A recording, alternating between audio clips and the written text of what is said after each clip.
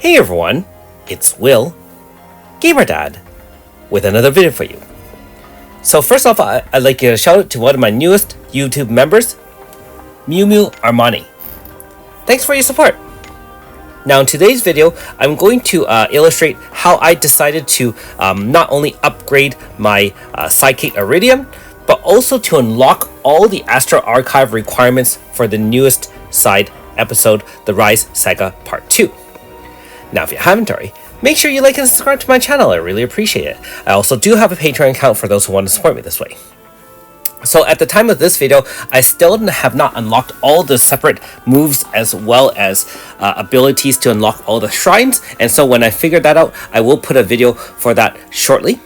Obviously, this also takes into account that I decided to start my pet off with the smarts attributes, and so obviously my gameplay as well as progression will be different from you if you chose Guts or Wonder. Now that being said, since I did have a total stat count of over 100, then you can finally send Iridium on the adventure required in order to unlock one of the Astral Archives, which is basically start that particular quest. After that, you do have to kill all of the 4, I'll call it mini bosses or horrors or whatever you call it. It doesn't matter which level or difficulty you want. However, my understanding is that if you do these 4 at Master, you get Large Dragon Tier ×2. If you do it on the level underneath, which I believe is Expert, then you only get 1. And obviously levels underneath that, then you won't even be able to make the specialized dragon weapons in the same way. I believe if you do the lower difficulties, you have to farm different abilities, different numbers of materials, as well as different numbers of kills. And I think that also the names of those key items are a little bit different. Now, I can't tell you whether or not one is better than the other. However, if you don't have a super powerful team, then you'll be forced to go with the lower difficulty. Anyways, remember that every 6 hours, you're best off farming all 4 of the different elemental horrors, as well as progressing past that point, which is kind of backwards, in order to kill these mini horrors, which is a sea crawler turtle drake. You'll require materials from both of those because the one that this one drops can be farmed by sending your sidekick on adventures. However, the seed hardfin is much more reliably farmed by killing these every 6 hours. So my usual kind of routine is to kind of kill this at least twice a day, go through each of the specialized drakes, and then go to the area right after that to kill the associated turtle horror after that. I'm also illustrating the teams I've used to clear it. I know you've seen them in probably the walkthroughs already, and this obviously depends on how powerful your team is. I wouldn't even say this is the best team, but the easiest way is with an SA Aldo, because you do have a chance of, you do have the ability to have a full AF bar, which makes things really, really simple.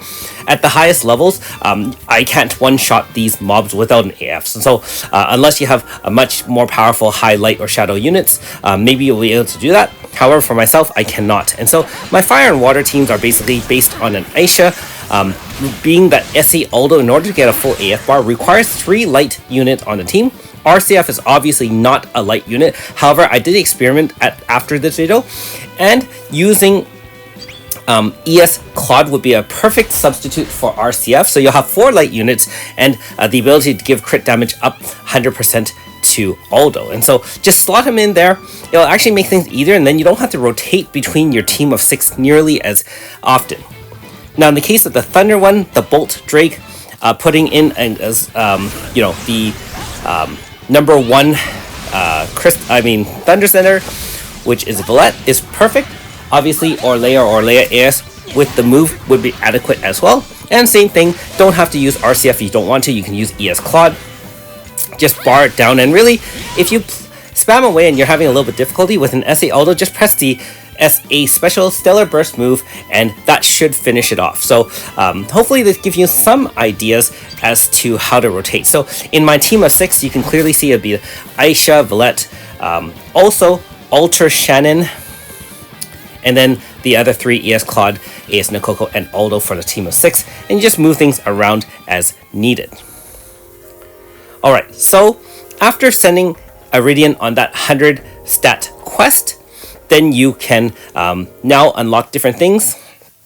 Remember that you do need 100 total stats, and so I ended up doing all fighting to kind of increase my stat growth first, and then after that I did slow it down and used mostly focusing on exploration, because the materials that you get from these adventures are required to upgrade those near dragon tier weapons to the next 2 levels, and so you really do have to do this. Unfortunately, there's no way around it to my understanding. You can't get the materials from any other method other than sending them adventures, and so plan your timing accordingly. There are 4 levels of quests as you unlock them.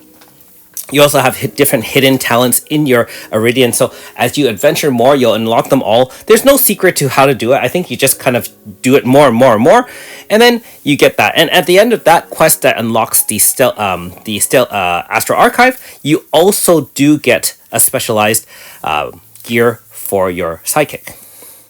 Now, one of the 2 quests available after you finish Chapter 3 has a yellow exclamation mark, and that's the one in the hometown of Melpy. If you finish that one, that will count towards 1 Astral Archive, and killing the 4 bosses is also one of the Astral Archives. There's 1 or 2 for running the dungeons. Also, you do have to finish enough of these kind of mini quests in order to get all the Wryz Saga, exploits of what she does, and then by doing that you'll be able to unlock all 8, and then finally fight those difficult Astral Archive challenges. Now, this video does not include those fights. I actually do not focus on those anymore, and so the main result is once you unlock everything, you do get that Dragon Isle proof, which is obviously the VC Grasta for Wryz, which is very, very nice. So you can just clearly see running the dungeon, going to all these other areas should have it done. I have all the videos kind of interspersed as I was running through the different 3 chapter walkthroughs. So hopefully that gives you an idea of what to do when trying to unlock those Astral Archives if you haven't already, and also to make sure that you are running those horrors and mini horrors every 6 hours as a reminder to upgrade those weapons. Okay, the final few clips on this video are not related to the Wryz Saga Part 2, but I really didn't know where to put them.